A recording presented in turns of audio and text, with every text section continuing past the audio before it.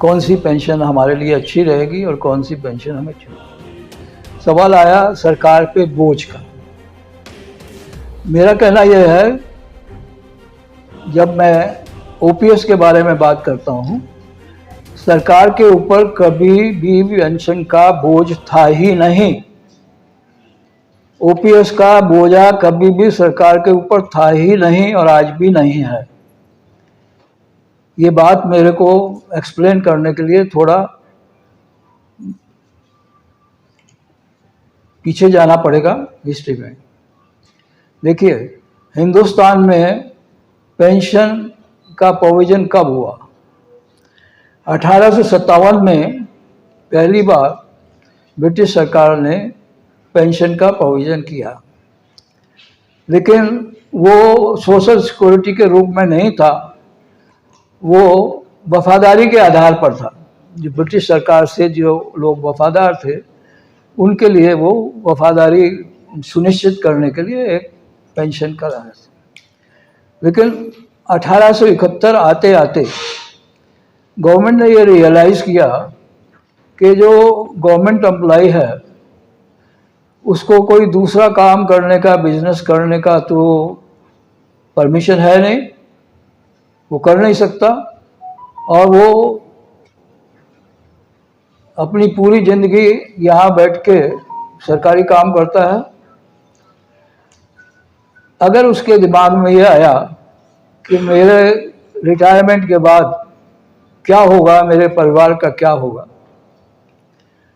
तो वो corrupt practices में चला जाएगा, कोई ना कोई विकल्प ढूंढेगा नाजायज़ पैसा कमाने के लिए, जो कि सरकार के हित में नहीं होगा।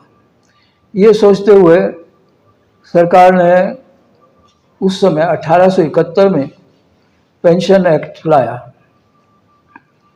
लेकिन वो पेंशन एक्ट के तहत भी जो पेंशन आई, तो वो एक अधिकार के रूप में नहीं थी, वो भी निर्भर करती थी एम्प्लॉयर के गुडविल के ऊपर। अब उस समय भी पेंशनर्स की कोई आवाज़ थी नहीं। उसके बाद जब देश आज़ाद हुआ तो 1950 में लिबरलाइज पेंशन रूल लाई गई। अब पहले मैं ये बताना चाहूँगा कि 1871 में जब पेंशन एक्ट बना तो उस समय क्या हुआ। देखिए, ब्रिटिशर्स जो थे वो बेसिकली वो तो एक बिजनेस कम्युनिटी थी। उन्होंने बड़ी चालाकी से क्या किया कि जो प्रोविडेंट फंड में मैचिंग कंट्रीब्यूशन गवर्नमेंट का जाता था एम्प्लॉय के प्रोविडेंट फंड में, वो उन्होंने अपने पास रख लिया चुपचाप। और जो स्केल्स थे, पे स्केल्स जो थे पेंशनेबल एम्प्लॉयज़ के, उनको भी पर्पसफुली बाय डिज़ाइन किया गया on a lower side to cater for the pension after retirement. तो पास से उन्होंने भी कुछ नहीं दिया। अब लिबरलाइज्ड पेंशन रूल्स जब आए, थोड़ा सा प्रावधान उसमें ये हुआ कि पहले कम्यूटेशन नहीं था, कम्यूटेशन इसमें ऐड किया गया, डीसीआरजी इसमें ऐड हो गया। लेकिन यहाँ भी चालाकी वही रही कि जो आपके प्रोविडेंट फंड में जो आपका अधिकार था मैचिंग कंट्रीब्यूशन एम्प्लॉयर का होना था, वो रेस्टोर नहीं हुआ, वो गवर्नमेंट ने अपने पास ही रखा। आपके पे स्केल्स भी अपग्रेड नहीं किए गए, तो बोझा तो गवर्नमेंट के ऊपर नहीं आया। अब अगर गवर्नमेंट ने जो बचत हुई पीएफ का कंट्रीब्यूशन रोकने के लिए और आपके स्किल्स कम करने के लिए, उसका कॉर्पस ना बनाते हुए उस पैसे को दूसरी जगह डाइवर्ट कर लिया, तो उसके लिए तो हम जिम्मेवार नहीं हैं। वो तो एक मिसमैनेजमेंट का इशू है। 1950 तक पेंशनर्स की कोई आवाज़ थी नहीं। 1955 में जस्टिस शंकर शरण रिटायर्ड थे इलाहाबाद हाई कोर्ट के, उन्होंने भारत पेंशनर समाज की स्थापना की। उस समय से पेंशनर्स ने एक आवाज़ उनके माध्यम से उठानी शुरू की।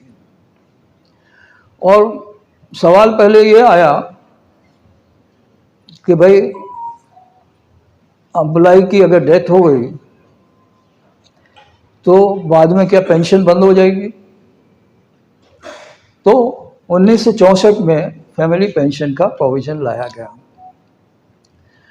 अब बार बार नए नए सर्कुलर, नए नए नोटिफिकेशंस आते थे, तो एक सवाल उठाया गया कि भाई जब तक ये सारा चीज़ एक कंसोलिडेटेड रूल्स आप नहीं बनाएंगे तो बड़ा मुश्किल है ये जानना कि क्या कहाँ क्या हो रहा है।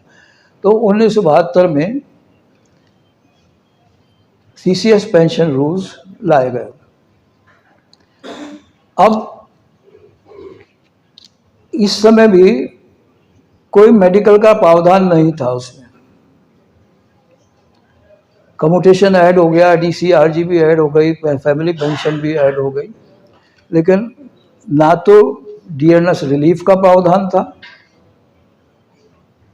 और जो आपका PF में जो मैचिंग कंट्रीब्यूशन आना था गवर्नमेंट का वो भी रेस्टोर नहीं हुआ, आपके पे स्केल्स भी रेस्टोर नहीं हुए। अब पे कमीशंस में थर्ड पे कमीशन तक एग्जिस्टिंग पेंशनर्स का कोई कवरेज पेंशन पे कमीशन की टर्म्स ऑफ रेफरेंस में नहीं था। फोर्थ पे कमीशन जब आया तो बड़े प्रयासों के बाद नवंबर 1985 में एक स्पेशल रेजोल्यूशन के माध्यम से फोर्थ पे कमीशन की टर्म्स ऑफ रेफरेंस को अमेंड किया गया और उसमें पेंशनर्स को, एग्जिस्टिंग पेंशनर्स को इंक्लूड किया गया। उससे पहले जो प्रयास पेंशनर्स एसोसिएशंस और फेडरेशंस भारत पेंशनर समाज कर रही थी, उसके प्रयासों की वजह से 1973 में डियरनेस रिलीफ का प्रोविजन हो पाया। अदरवाइज डियरनेस रिलीफ पेंशनर्स को नहीं मिलता था। हालांकि एम्प्लॉइज़ को DA मिलता था लेकिन पेंशनर्स को नहीं मिलता था। ये आया 73 में। अब जब 74 में ये फोर्थ पे कमीशन के समय उसका जो पीरियड था फोर्थ पे कमीशन का वो तो था 1186 तक, लेकिन ये जो अमेंडमेंट आया ये आया नवंबर 85 में। तो ज़्यादा कुछ नहीं हो पाया फोर्थ पे कमीशन के समय। जब फिफ्थ पे कमीशन आया तो जब तक पेंशनर्स की ऑर्गेनाइजेशंस काफ़ी सजग हो गई थी और बहुत कई सारी ऑर्गेनाइजेशंस आ गई थी, तो वहाँ मांग उठी कि प्री एंड पोस्ट पेंशनर्स को बराबर किया जाए। अब उससे पहले 1982 में और 83 में नकारा जजमेंट बड़ा मशहूर है। हमारा 17 दिसंबर को अभी भी पेंशन डे मनाते हैं। और एक देवकी नंदन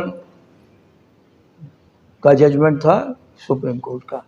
ये दो जजमेंट में ये सुप्रीम कोर्ट ने साफ किया कि भाई ये जो पेंशन जो है ये कोई खैरात नहीं है, ये तो एम्प्लॉय का राइट है और ये डेफर्ड वेज है विच दे हैव अर्न, अपने पसीने की कमाई से जिन्होंने अर्जित किया है।